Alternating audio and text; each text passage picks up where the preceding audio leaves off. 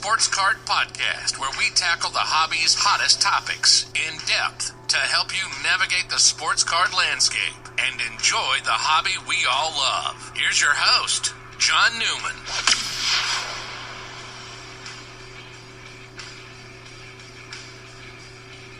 Hey folks, time for another episode of Hobby Quick Hits, our short form podcast derivative of Sports Card Nation. Thanks for joining us for another episode. I'm old, 48 to be exact, and so I started in 79, but the first years I really remembered collecting vividly, honestly, after that 79 and getting the Reggie Jackson out of a 79 Topps packs. The first years I can remember really kind of diving head first into the hobby was the 1983 year with Topps and the Wade Boggs and Gwynn rookies. I remember that's when I really kind of upped my game. 11 years old, starting to get an allowance, doing some, helping some neighbors out and for a couple bucks and kind of getting really ramping up into cards. And, I'm glad I grew up during that era, despite being my age, but I wouldn't change a thing. It was obviously before social media, but one thing it taught me is to really appreciate the cards, and I don't mean this in a derogatory way, but if I was born later on and kind of, if I was my son's age or maybe even a little younger, it wouldn't be the same. It would just be more about the money side only, like from the jump. Now I am a seller. I had a store. I do a lot of online sales now, so I don't want to be a hypocrite about selling, but I'm glad I kind of came in that era because the values, while they were valuable and people were, there were card shows and those things going on, not the way we know it today. So this episode is going to take you back if you're younger, and there are a lot of new hobbyists in the hobby, and welcome. But I kind of want to get back in the DeLorean and kind of take you back to what it was like to collect back in those days. So get in and take a ride with me.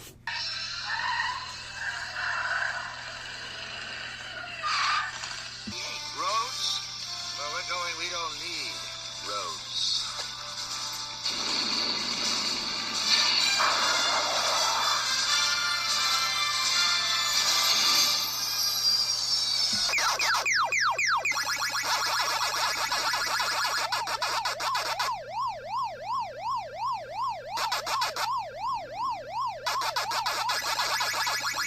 Such a familiar sound to me. Whatever quarters weren't going in that Pac-Man machine, I was using to buy baseball cards at that point. And so, brings me back, just even hearing those sound clips, bring me back to 11, 12, 13 years old. And man, I reminisce, and I know you can't go back in reality, but, to be that age again and, no adult issues and bills and job, it was just not a care in the world, and playing with my friends and riding my bike and just thinking you're invincible and that you'll be a kid forever. And as we all know, that isn't the case, but when you're that age, that's where your mindset is. And so even hearing that takes me back. So again, my money was going into arcade games or into baseball cards. And, 83 was really the first year I really started to spend a lot of money. A majority of the money I had received got into cards. And I amassed quite a collection. I remember, having the Boggs, a stack of Boggs Gwynn rookies. I had a lot of him, and Yankees being in New York. There was no real big Yankee rookies in the 83 set yet. 84 became, obviously we all know, Mattingly, big time rookie year. But in trading and we didn't have the supplies we do now. So those were in literally shoe boxes. When I say shoe boxes, I'm not talking about the shoe boxes we know today with the middle divider and the 2 rows. I'm talking literally, old Nike, Puma, Adidas shoe boxes where I just threw them in. They bounce around in there, got beat up, ding corners and all, rubber band them by teams and that sort of thing. And then, from 83, I had a lot of cards, but 84 was at 12 years old was when I started really, I don't want to say caring about the value, but kind of locking on to, I'm going to probably do this. It's fun. 84, as I just said, was the Mattingly rookie year. He was in Topps Fleer. That Donruss with the big facial close-up of him.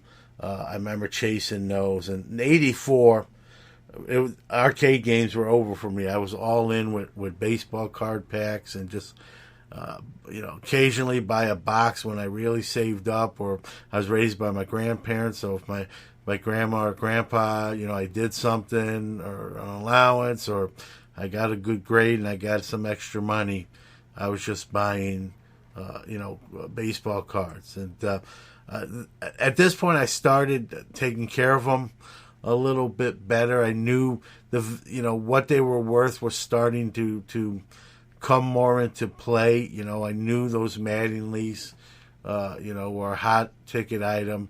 Everyone wanted it. All my buddies, me. That's what we were trying to pull when we started ripping those 84 packs. And I out of my group of friends that collected cards, I sort of emerged as the one who, if you want to say, enjoyed it more, took it more seriously, really focused on it. I don't want to say obsessively, but borderline obsessively.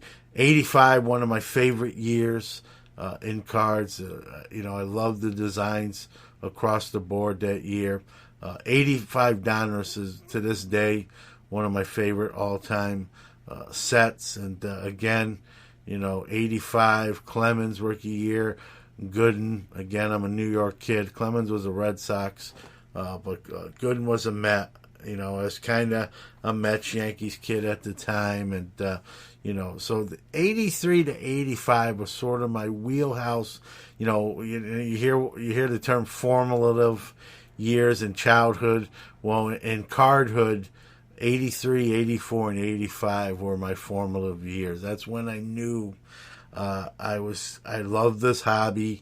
I was going to be involved in it in some form or capacity. I didn't realize how much so at that time, but I knew I enjoyed the hobby.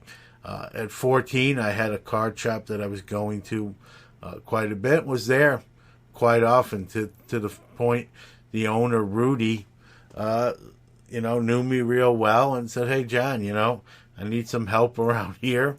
You're here so much. Why don't you make some money and help me out?" And so I did. I worked in the store. I got a deal. I can't remember all the variables, but I know it was half cash and half store credit. So whatever the wage was, I can't remember. If it was $100 a week for hours after school, whatever, it was $50 cash and it was $50 store credit. And most of the time, not all the time, but most of the time, the whole $100, let's say, went right back to Rudy, and I walked out of there with cards and supplies. And one thing I remember doing, this is 86, 87, somewhere in that range, is just I can make the quickest Munster box this side of Texas. I mean, they all come flat with the dividers. And that was one of the things Rudy had me do. It was something he hated doing. And so he would just lay out the Munster box. I go in the back room with the radio on and just pump these things out at breakneck lightning pace. And I know sometimes he'd come back in there and check on me, and there'd be a stack made. He goes, "You did all those already?" I'm like, "Yeah, I'm good at these, man." And I just had if there was ever an Olympics for Munster box putting together, I would have definitely been a gold medal contender.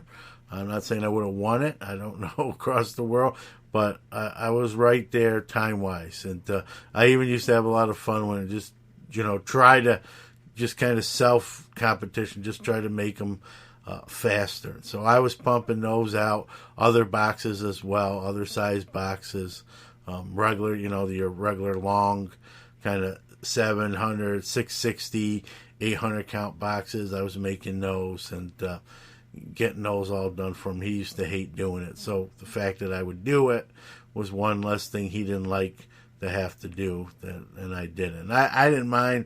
It was kind of just listen to some music and just bang those out and get some money where I knew I was going to get some more cards. And at this time, I'm 14. I'm starting to not only take better care of the cards that I do have, I'm starting to amass a collection. And, again, no social media, no eBay at this point yet.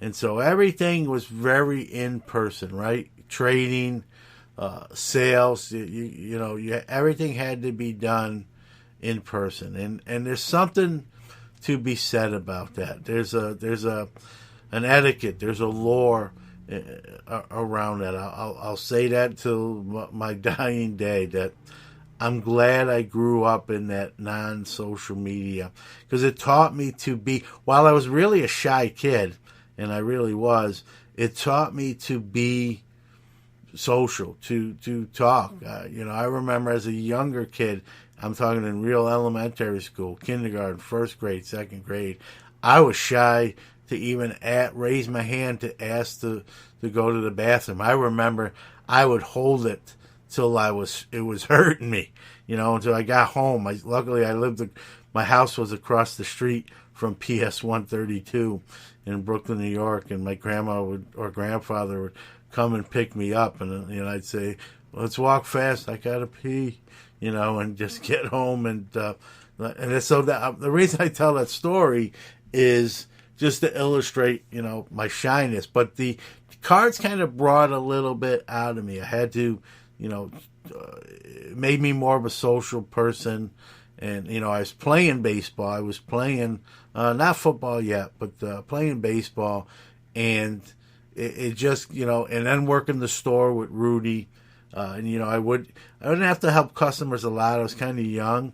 But sometimes if he went in the back room and someone came in and, they'd ask me something, or there was a card in the showcase, that was priced and they wanted it, they'd say, "Can I have that?" And so I got those interactions, those transactions, and that social sort of socialization through the baseball cards. And again, wouldn't change a thing. And by this time, again, I've started in between the wage I was getting from the card store and buying more cards and packs and boxes. I started to amass a pretty decent inventory to my circle of friends that also collected cards. Without humble brag, there was no doubt out of our circle of friends who had the most cards and who has the best cards and whose cards were in the best condition. Because at this point I start really, I don't want to say babying them, but really watch how I handle them, put them in sheets. I remember putting them in sheets. The rubber band days ended for me. I didn't, put rubber bands on them. I remember even with trading my friends, if their cards had some damage on them, I'm like, man, mine's way better shape. That's not really fair. And so I remember it sort of kind of changing over to that. And my friends who collected cards knew I was working in the card store. They would come in there sometimes, and they were like, "John, you got a lot of stuff. Like, do you ever think about, doing shows?" And at this point, too, I was doing shows for Rudy, with Rudy, I should say. And at the shows, it's funny, too, he would bring, supplies with him. And I remember at the show, I as much as I didn't mind, making those monster boxes, at the show, I didn't really like to do it. I kind of wanted to take everything in. But at the shows, he was having me, for most part, most of the day, just bang those monster boxes out. And he was one of the few guys at the shows we attended that even had those there, and so he sold quite a bit of them. So I seemed to be like constantly making them there. And it got monotonous, while it wasn't monotonous in the store with a radio and songs, at the show, I felt like I was missing out on a lot of the other transactions. I was away from the cards, and it sort of got kind of mundane and monotonous. My friends were like, you should set up yourself. You got a lot of decent cards. And I had at that point. I was buying more. I was acquiring more, even outside my circle of friends. I even went back years before I was even born and acquired some key cards in that respect and rookies. And so I'd amassed this pretty decent inventory. And with the urging of my friends, they're like, you should do this yourself. Just think, you could make way more than $100 that you're making in the store or whatever it was at that time. And kind of thought about it, didn't act on it right away. And then when I was 15, I don't know what it was, but the light bulb sort of went on. And I said, you know what? I'm going to do it. I think I was looking through my stuff in my room, seeing the stuff I had, the shape it was in, how organized I was with it. And I'm like, I'm going to see how I do at a show. I'm curious. How much money can I make? And I remember, I got my tax number. My grandfather, took me to the clerk's office, and I think it was $25 or $15 at the time to file to get one, or I don't remember all the details. And I remember I paid. I remember my grandfather said, "Hey, I support you. You want to do this, but you're gonna do this yourself." I mean, obviously I couldn't drive, but he took me, and we got that sales tax number.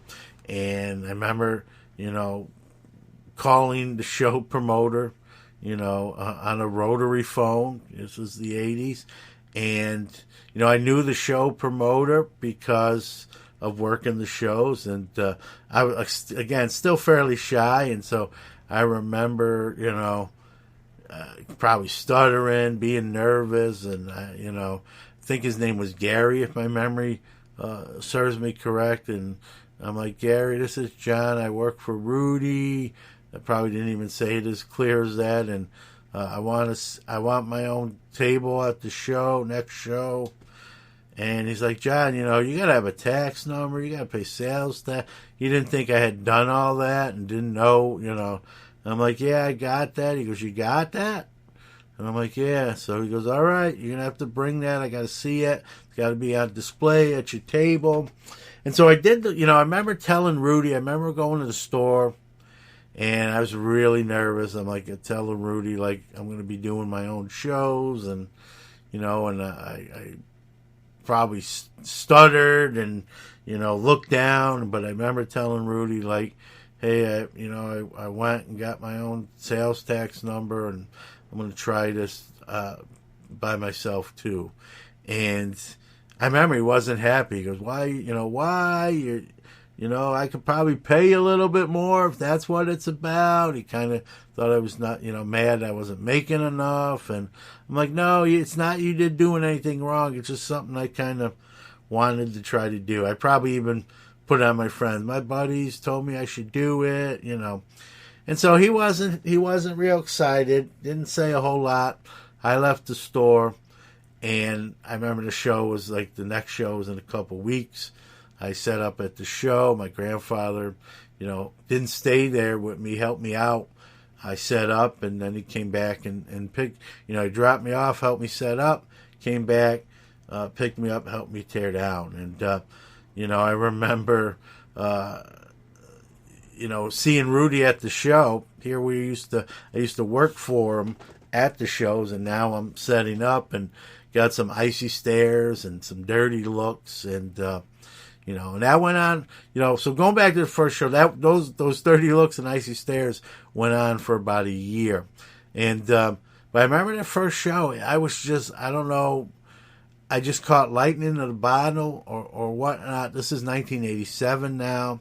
It's, Mark McGuire's rookie year as far as with the 85. We all know the 85 tops, 87 tops, but I was selling both of those cards at that point like hotcakes. He was pretty popular already, and Manley stuff as always. I mean, this is only the third or fourth year into his career, and so his rookies were selling very briskly. I had built up quite a collection of those, including probably, 20, 30 the 84 Donruses at that time. And so I had a pretty decent inventory, and I remember it was just a constant, steady pace of sales.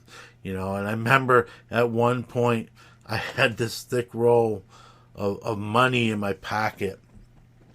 I mean, like a fist, and like you could see it in my pocket, and I said, man, I can't believe this, And at 15, you have that kind of money, you think you're king of the world, and I remember I wanted to count it, but I didn't want to count it in front of everyone. I kind of didn't want to advertise how much I had made.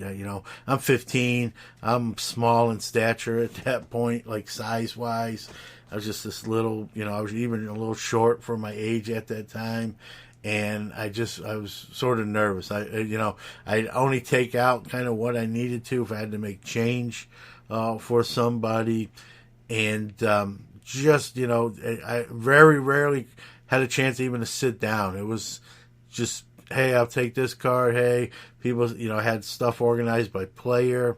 They were just handing me stacks and paying for them. And again, I had this big wad in my pants pocket. And, I remember one point I did sit down. It was kind of a little bit of a lull. I sat down. And again, I was shy, and it's funny when I do shows now. I think back of my first show, and I wouldn't say anything to anyone. I'm surprised I did as well as I did that day. I wasn't very personable. I didn't say hello. I just kind of sat there or stood up, and I remember at one point I did get a chance to sit down, and a gentleman came over, to my showcases, and.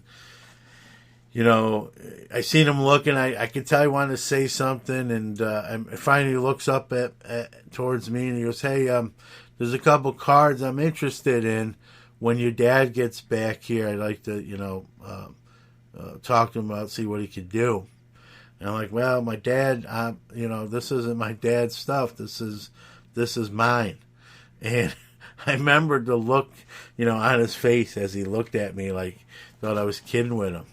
And I'm like, "No, this is my table." He goes, "Oh, okay."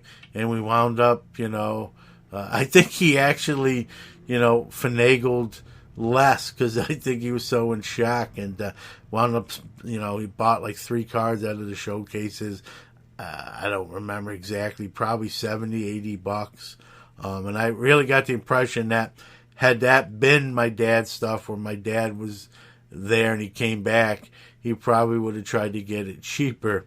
I almost felt like he felt bad for assuming it was my dad's stuff, and didn't haggle as much as he maybe would have, had it been an older person's stuff. And so I made a lot of sales, and I remember, my grandfather came. He helped me tear stuff down, pull the cards out of cases, put them in the boxes, bring the cases to bring the cards to the car, lock the car, then come back at the showcases, bring those. And, I remember he kind of asked me, how'd you do?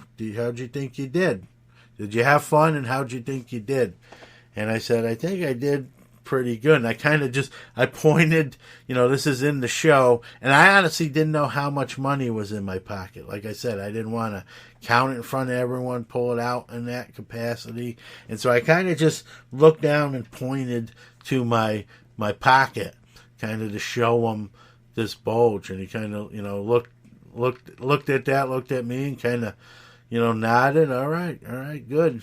And so we loaded up the car. I got in the passenger seat, and I took the money out, and I was counting it, but I'm 15. I'm not counting as fast as an adult. And my grandfather said, "You want me to do it and, do it quick. And he didn't even start the car yet.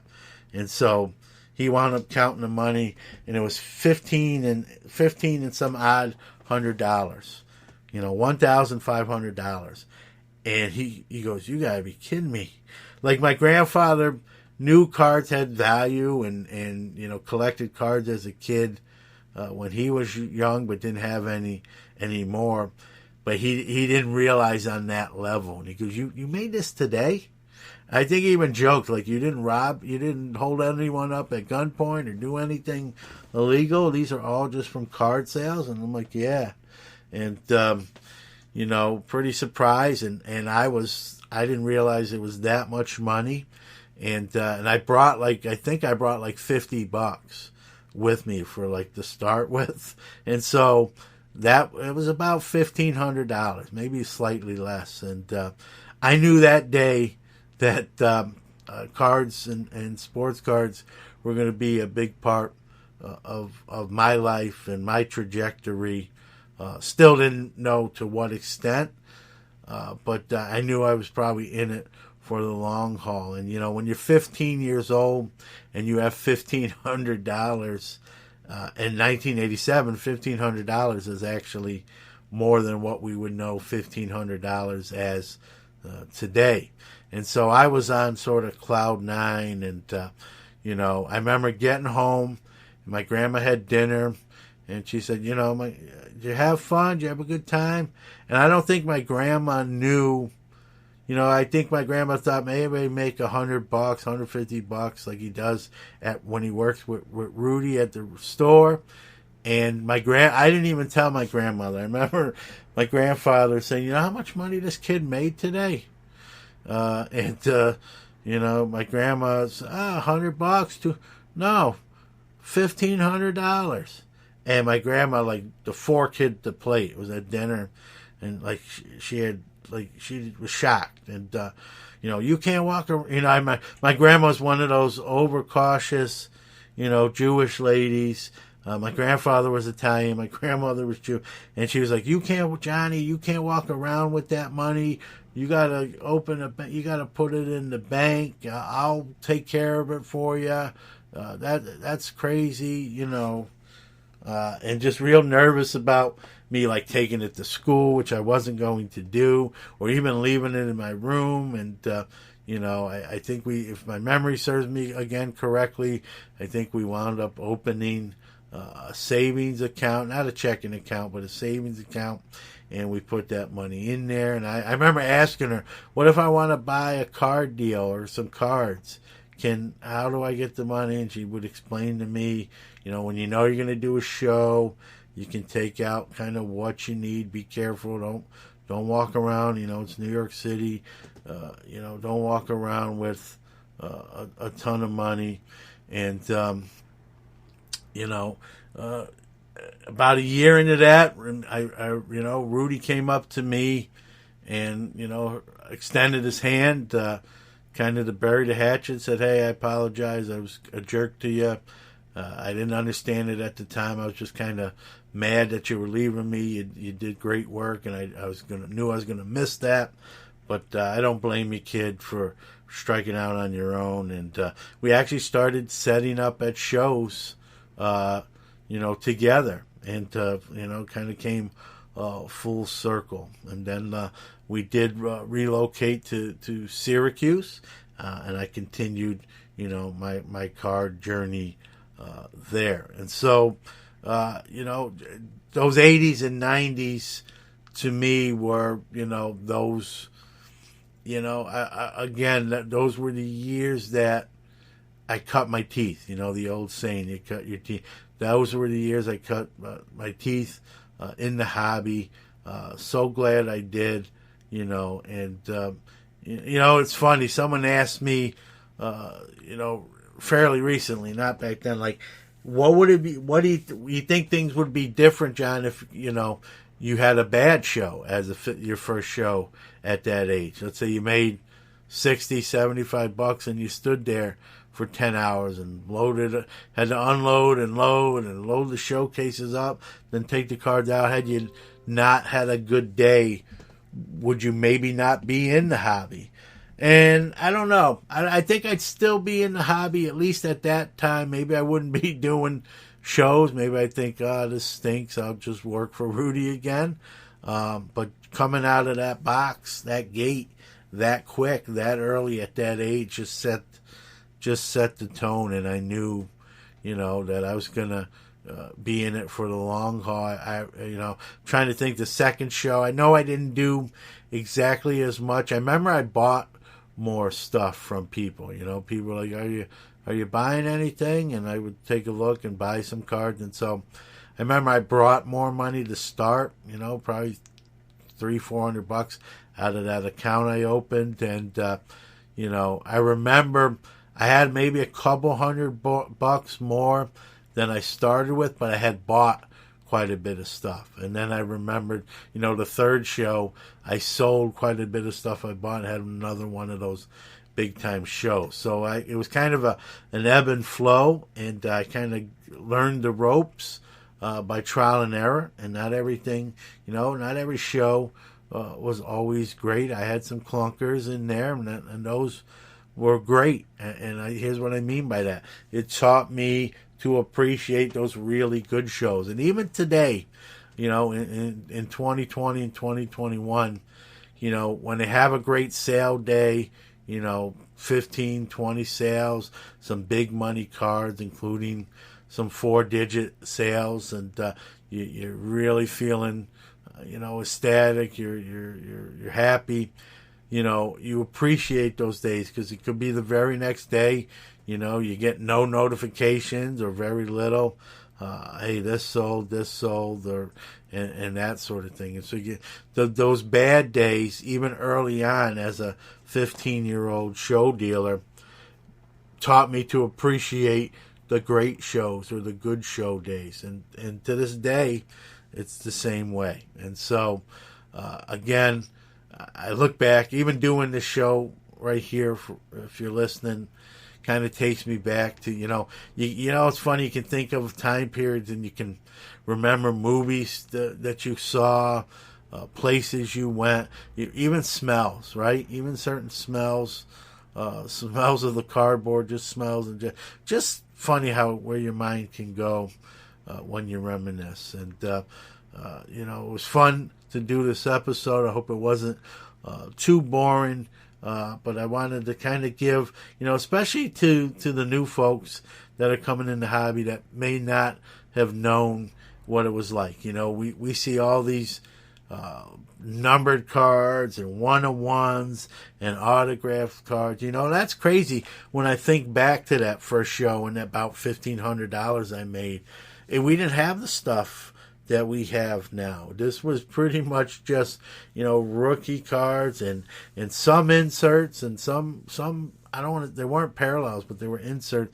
They didn't have the stuff we had now. And, packs in 1985, probably the most expensive pack was the 85 Donruss, or the 84 Donruss, I know, got to be a little more pricier because everyone was going for the big face Mantle or Mattingly, I should say.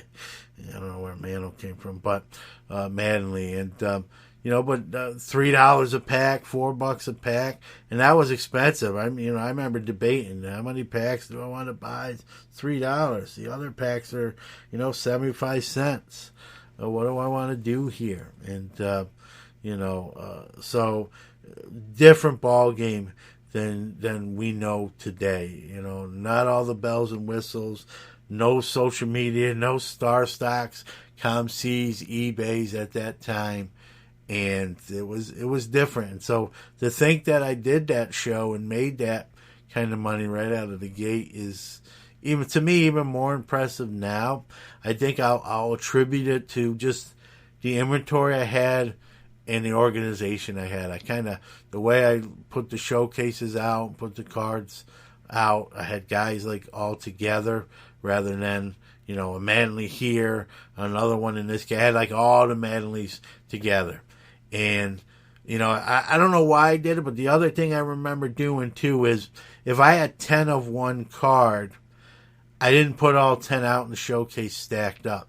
I put them out one out. And if a person said, hey, I'll take, I think people felt like that was the last one. I got to get it.